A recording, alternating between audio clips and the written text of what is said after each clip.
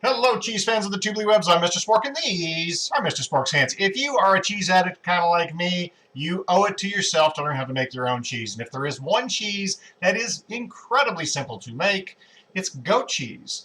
A lot of times people think that you got to have goats in your backyard, and while that might be kind of fun, it's also kind of messy. So what I do is I go to my local mega market and I get goat's milk. Now make sure you get whole fat goat's milk. In this case, it's 3.25% fat. The good folks at Liberté do a really good job. They didn't pay me to say that. In fact, if you haven't tried their yogurt with lemon, you really owe it to yourself if you're a yogurt fan to go grab a tub of this stuff. It is delicious. And again, they didn't pay me to say that, but if they send me a case of lemon yogurt, I certainly wouldn't complain. So I'm going to take this 1 liter of goat's milk and I'm going to turn it into about 210, 220 grams of goat's cheese. In the process, you will not believe how easy it is. Now, I will say that because goat's milk can be a little, well, let's call it goaty, a lot of folks don't know what to do with it. So we always end up with a lot of extra on our shelves at the grocery store. And guess what? I see it half off all the time. So this liter of goat's milk only cost me $2. Normally $4 is still a bargain because that 210, 220 grams of goat cheese on my store shelves is usually around $6.50, and depends on what other flavors and stuff they throw into it. So you're gonna get some savings on your cheese budget no matter how you slice this.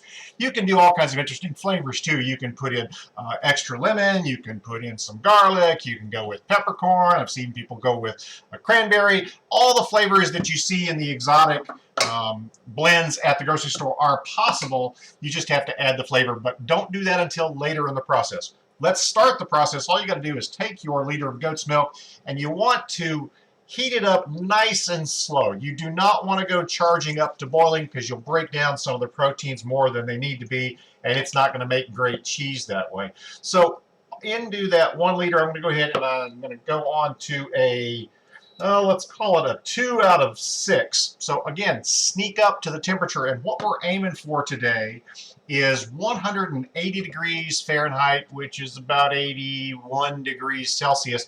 And you don't want to go over that temperature because you'll start to break some of the curds back down. So I'm going to let this warm up nice and slow. I'll be back to you when we get to that temperature. We're starting at refrigerator temperature, so it might take 10, 15 minutes to get up there. Okay, we are sneaking right up onto that 180 degrees. Right there we go. We are ready to make some cheese. I told you this was easy. So what I've got here is a little bit of white vinegar. We're going to make this cheese by acidification, which is a little bit different and a lot easier than pulling out the rennet and all the other quote-unquote normal cheese making process. This cheese isn't going to be stored for long periods of time. We're not going to try to press it. We're not going to try to age it. That's where you'd use some of the more involved cheese making products. This is basically quick cheese. It's the same kind of process that you'd see in India for making paneer. It's basically acid into milk that forms the curds. We pull them out and we eat them in a couple days, and that's all there is to it. So as I say, today I'm going to use a 1/4 cup, it's a 1/2 cup measure, but it's only half full, a 1/4 cup of plain white vinegar. Stir it around here. I was talking about using milk that was kind of towards the end of its life, and that's why it was cheap in the grocery store. Food historians will tell you that cheese was probably invented or discovered, shall we say, by accident. And while that might have been the case, they quickly soon realized how delicious it was, and they started making cheese as a way to store milk, especially during the surplus times in the spring when there was so much extra milk.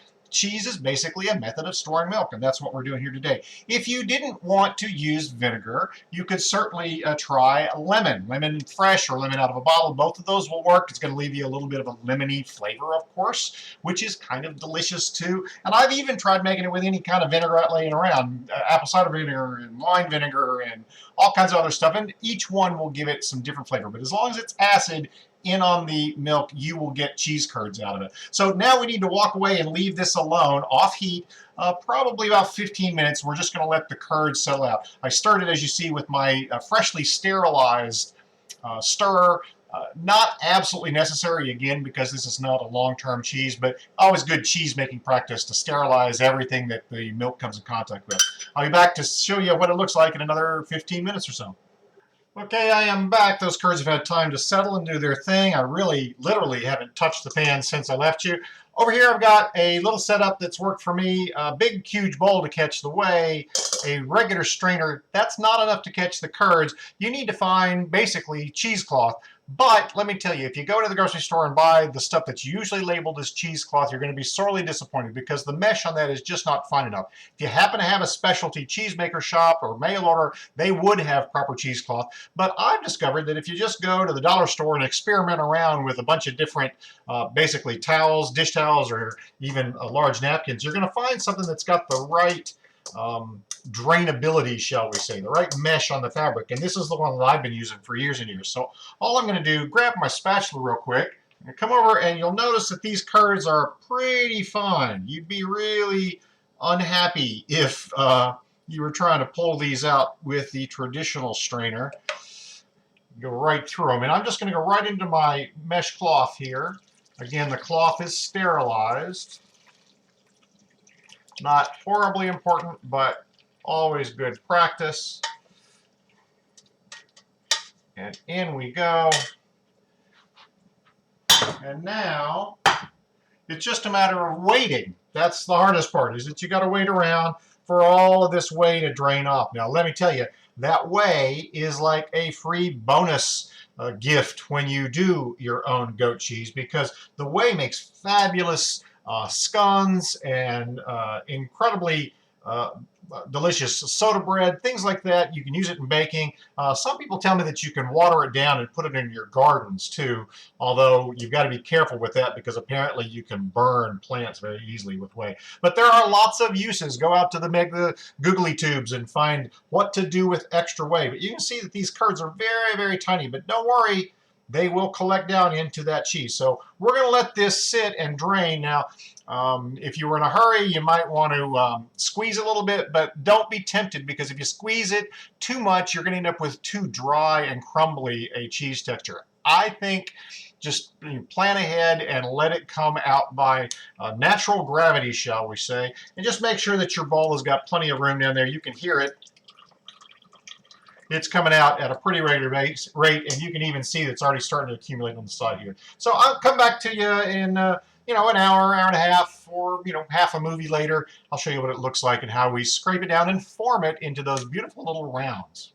Okay, I'm going to scrape this cheese down off the cheesecloth and get it into actually a ring mold. I like using a ring mold just to make it into a nice little round disc. You don't have to. You could just scoop it off into a blob and be done with it. But I use the ring mold that's open on the bottom because it's still got a little bit of draining left to do. But you'll notice that to this point, we haven't put any kind of flavoring in here other than the acid if you happen to use lemon. But this is the spot where you're going to want to salt your cheese pretty well. It could take a good bit of salt. Now, this looks like I'm using a lot more cheese than you might think, or a lot more salt than you might think. This is diamond kosher salt, which is about double the volume. So if you only have regular table salt, use about half of what it looks like I'm using here. Just a good dusting over the top. And now today's batch, I'm just going to turn it into a black peppercorn. So I put a little bit inside. You could certainly just put the flavorings of choice on the outside. Cranberry is lovely. I make a walnut and garlic version of this. It's really nice. If you take walnut and garlic, maybe roast off the garlic and toast the walnuts and chop them down fine. That's really nice. Any of these flavored cheeses, one of my favorite things to do is you toast off some pine nuts, scoop up a little bit of the goat's cheese, mix that in, and take a radicchio leaf. Looks like a little Cornish game cabbage, little tiny red things. Take a radicchio leaf, put a little smear of that with the pine nuts in there, fold it up into a packet and fry those off. That is absolutely delicious. Anyway, we'll talk about goat cheese recipes on another visit, but this is ready to go. And as you can see, it's turned into a really nice consistency. I'm just stirring it a little bit to get that salt worked in through the whole batch. And I'm going to show you just real quick how much we end up getting out of that 1 liter. As I say, it should be around 210, something along those lines. If I've done the math right, it's going to vary a little bit, of course, depending on the milk fat content of your goat's milk. If you've got particularly creamy goats in your background, you might get a little bit more. Or if your goats are on a diet, you might get a little bit less. But I'm just going to plop it right in there. I'd probably do a little bit better job of mixing those flavors together, but you guys don't have time to wait. You want to see the end result, right? And we're up to, it's 180 that's in there now. Let's see if I can't get the last bit. Maybe these goats were on a little bit of a diet. So there we go. We're right at 200 or so there. So that's about what we're after. Maybe a little tiny bit more over here. Don't let any of it go to waste. And of course, that's going to vary. That weight is going to vary a little bit depending on how much you drain your goat cheese. But there you go. That is homemade goat cheese. I'm going to pop this into the fridge and it will set up so that I can take the ring mold off pretty darn quick. Okay, after an hour, hour and a half or so, whatever it says on the clock over there, you can see I've pulled it out of the ring mold. It holds its shape very nicely. As you can tell, it's good because I've already eaten almost half of it.